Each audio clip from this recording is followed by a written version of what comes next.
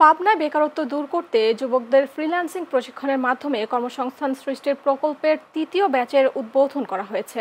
বুধবার সকালে পাবনা সদরের মন্তব্য মোড় এলাকায় ই লার্নিং অ্যান্ড আর্নিং এর কার্যালয়ের প্রশিক্ষণের আয়োজন করেন যুব উন্নয়ন অধিদপ্তর। প্রধান অতিথি থেকে তৃতীয় ব্যাচের উদ্বোধন করেন পাবনা যুব উন্নয়ন অধিদপ্তরের উপপরিচালক স্বপন কুমার কর্মকার।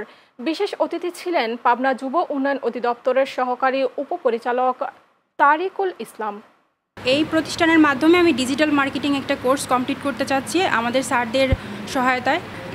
এই ডিজিটাল মার্কেটিং কোর্সটা কমপ্লিট করে আমি আমার নিজের ক্যারিয়ার ডেভেলপ করতে চাই এবং এই প্ল্যাটফর্মে নিজের আগামী দিনগুলোতে নিজের স্ট্রং একটা অবস্থান তৈরি করতে চাই। কৃতজ্ঞতা জানাচ্ছি যুব উন্নয়ন অধিদপ্তর এবং E learning and earning limited প্ল্যাটফর্মকে, যারা একটি সুন্দর এবং সুশ্রী সেবা প্রদানের মাধ্যমে আমাদেরকে ফ্রিল্যান্সিং শেখার সুযোগ করে দিচ্ছেন। আমাদের এখানে একটা ব্যাচ 3 মাসের মধ্যে আমাদের সরকারি যে রুলস আছে সেই অনুযায়ী আমাদের এখানে কোর্স মডিউলের মধ্যে ডিজিটাল মার্কেটিং, গ্রাফিক ডিজাইন এবং ওয়েব ডিজাইন 3টা ক্যাটাগরি এখানে রাখা হয়েছে।